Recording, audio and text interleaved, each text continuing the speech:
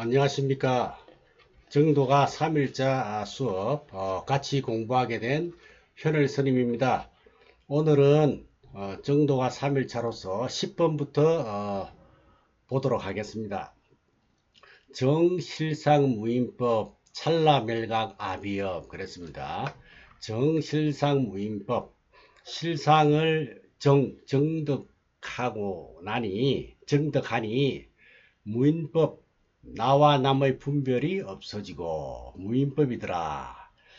정실상 실단 모습을 정득한다. 그러니까 실상을 깨닫고 보니까 이런 말입니다. 인과 법이 없어 인은 주관이 되겠고 법은 객관입니다. 그래서 실상을 깨닫고 나니까 나와 나 이외의 모든 것이 없다 이런 이야기입니다. 무엇이 실상일까요? 무엇이 그 사람의 실다운 모습인가? 무엇이 모든 존재의 실상인가? 눈에 보이는 그대로가 실상인가? 아니면 다른 어떤 세계가 있는 것인가? 자, 이 실상에 대해서 우리가 좀 깊이 마음에 간직해야 될 필요가 있습니다.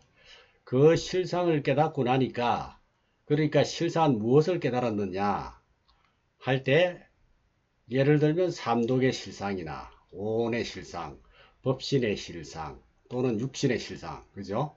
무명이나 불성의 실상, 진실이나 망상의 실상, 이 모든 것을 완전히 깨뚫어 버렸다는 거 아닙니까? 그러니까 간단히 표현을 하면 무인법이야. 무인법. 나다, 남이다, 나다, 나 아닌 것이니 하는 이 모든 것이 사라져 버렸다. 이 세상에 존재하는 것을 크게 나누면 나와 남이죠. 이는 주관이고 나를 말하는 것이며 법은 객관이요 남이라. 무인법 산하대지를 아울러서 모두 다 함께라는 뜻이 무인법이겠죠. 그래서 이 세상에 존재하는 것 나와 남 무인법이다. 나와 남이 없더라. 깨닫고 보니까 실상을 깨닫고 보니까 그렇더라는 것입니다. 11번 볼게요. 찰나멸각 아비업입니다. 찰나 사이에 무간지옥의 업이 멸각 사라졌다. 나와 남이 없는데 앞에서 무인법인데 아비지옥에 갈 그런 업이 없는 것이죠. 있을 수가 없죠. 찰나에 순식간에 아비지옥에 갈 업을 다 멸각해버렸다. 소멸해버렸다. 지금 여기까지 이야기는 사실 엄청난 이야기예요. 그 당시로 영가 스님이 계시던 그 당시로서는 정말 듣도 보도 못한 그런 이야기죠. 영가 스님이 머물렀던 천태종 같은 데서는 대승불교를 구가하는 종교인데 그럼에도 불구하고 이런 이야기를 했다가는 큰일 날 소리였어. 그 당시로서는. 그래서 그 당시 사람들로서는 정말 듣도 보도 못한 이야기이기 때문에 모두가 저 사람은 외도다. 잘못됐다, 거짓말이다, 이런 비난을 쏟아냈죠. 그러니까 이 스님이 하는 말이 약장망어 광중생 그래서요. 만약에 이게 장자는 장수장자인데 만약에 이런 뜻도 씁니다. 그래서 약장은 만약 이런 말입니다. 망어 거짓말을 가지고 광중생 중생을 속인다면 그죠? 만약에 내가 지금까지 한 이야기 실상을 알고 보니까 인법이 없더라. 인법이 없는데 무인법인데 그 인법 위에 건립된 온갖 84,000 제업 아비지옥에 갈 제업이 있을 수 있겠느냐 하는 이 당당한 큰 소리는 결코 거짓이 아니고 결코 없는 이야기가 아니고 진리에 맞는 이야기다. 이치에 맞는 이야기다. 이런 이야기예요. 지금 약장망어 광중생이라는 것은 내가 만약에 거짓말을 해서 중생을 속이는 말이라면 자초발설진사급이라 해요. 자초발설진사급. 영원히 발설지옥에서 사는 업보를 자초하리라. 내가 만약에 거짓말을 한다면. 그죠? 자초는 내 스스로 초래한다 이 말이죠. 어디에? 발설지옥에 갔어. 발설지옥은 거짓말을 많이 하면 발설지옥에 간다 하지 않습니까?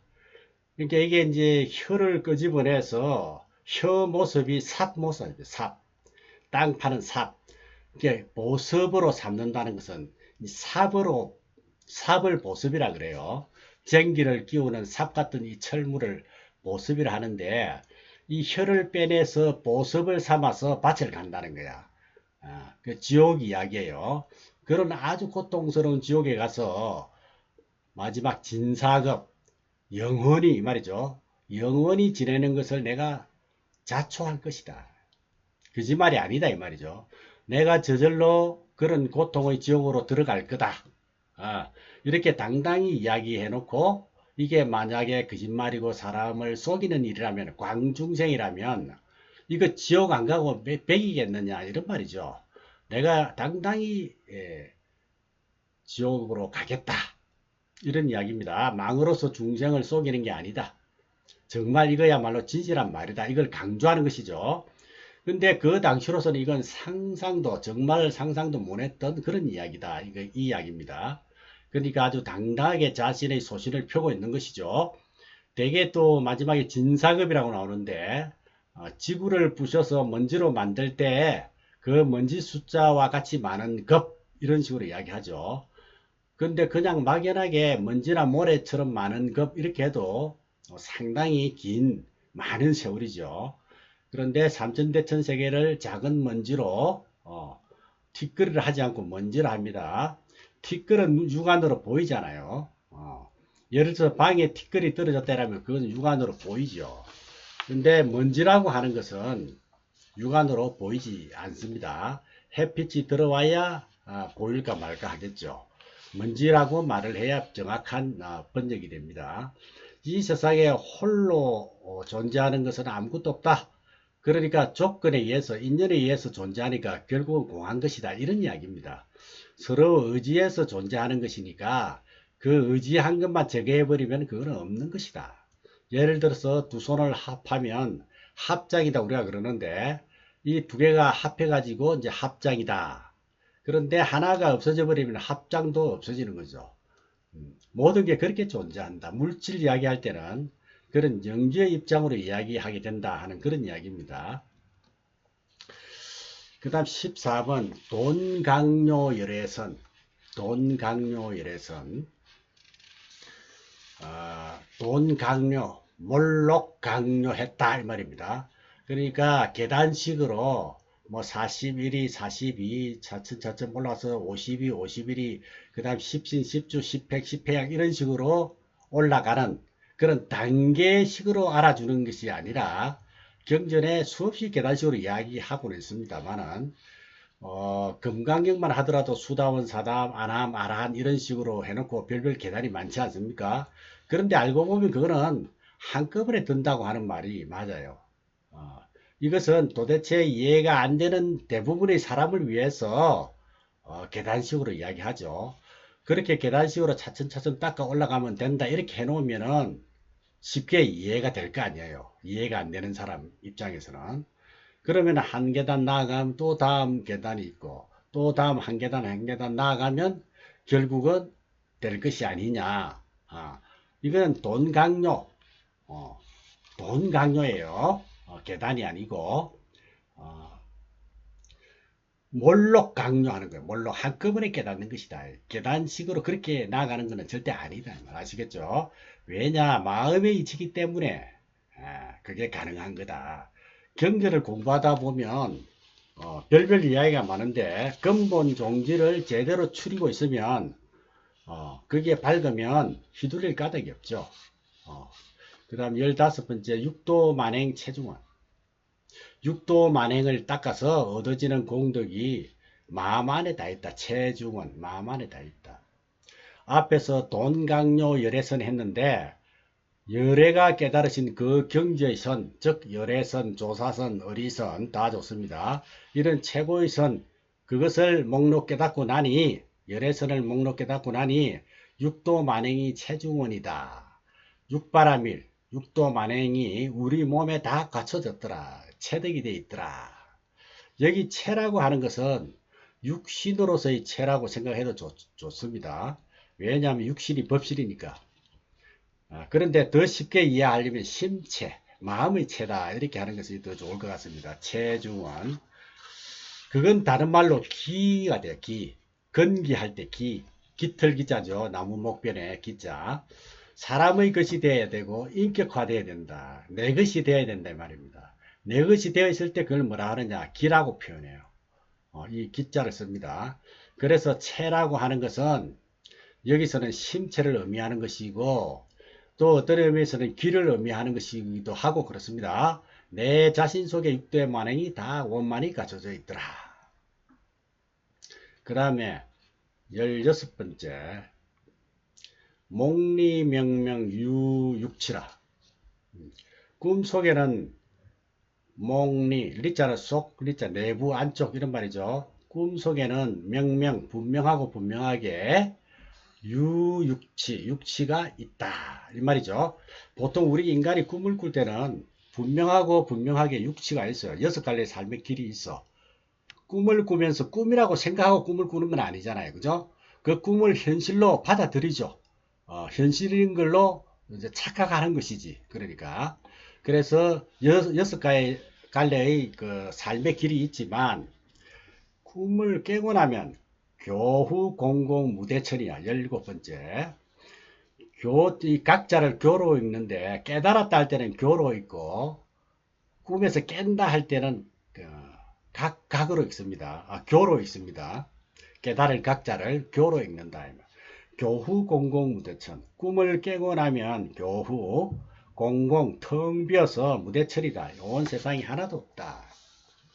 그러니까 꿈속에서는 뭐 별게 다 있잖아요. 그죠? 뭐 호랑이도 나타났다가 저 도망가기도 하고 쫓기가기도 하고 다 있어. 근데 꿈을 깨고 나면 없잖아요. 그죠? 깨고 나면 텅 비고 텅 비어서 삼천대천 세계까지 없더라. 교후라고 발언합니다. 각후라고 발음하면 틀리죠. 꿈을 깨다 할 때는 교라고 합니다. 꿈속에서야 그야말로 모든 삶의 갈래들이 다 있지. 그렇지만 깨고 나면 아무것도 없다. 무대천이더라. 이런 이야기입니다. 그 다음 18번째 무제복 무손익. 죄도 없고 복도 없고 손해도 이익도 없다. 그 말이죠. 죄니 복이니 이게 얼마나 골치 아프냐. 우리 인간의 죄복, 우리 인간이 이 죄복 여기에만 그냥 평생 시달립니다. 평생 끄달리고 평생 목을 매죠. 무엇을 어떻게 하면 죄가 되는가, 어떻게 하면 복이 되는가. 그 죄를 피하고 복을 구하려고 하고 복을 닦아서 죄를 소멸하려고 하고 이게 보통 종교의 모든 것이 다 이런 이야기입니다. 무엇이 손해고 무엇이 이익이냐. 이것이 모든 사람의 살림살인데 죄와 복, 손과 이익 이게 전부 살림살인데 출가한 우리도 마찬가지죠. 뭐가 죄가 되고 뭐가 복이 되는가, 뭐가 손이 되고 뭐가 이익이 되는가. 일제 살림살이가 이거죠. 죄와 복, 손과 이익. 하루 종일 24시간 끌려다니는 이게 우리 인간의 살림살이에요. 그런데 정말 제대로 툭 터져버리면 절악무위 한도인의 입장에서 보면 죄다 복이다 하는 것도 없고 손해다 이익이다 하는 것도 없어. 그냥 깔끔해져. 시원해지죠. 그런 이야기입니다. 그 다음 19번째 정멸성중 막문역이다. 정멸한 성품, 정멸한 성품 가운데서 아무것도 묻거나 찾지 마라. 문맥하지 마라. 묻거나 찾지 마라. 정멸한 성품, 우리의 마음자리는 온갖 성품, 온갖 생각들, 온갖 망상이 복잡하게 들고 일어나죠. 그런데 그 근본자를 찾아보면 사실은 텅 비어 아무것도 없어. 아무것도 찾아볼 수도 없어. 못 찾아. 그죠? 한 생각 일어난 그 자리를 찾으라고 하면 아무도 찾을 수 없다는 것입니다. 그건 우리만 못 찾는 게 아니라 석가 닮아도 못 찾는 자리예요. 그게 정멸성중이라.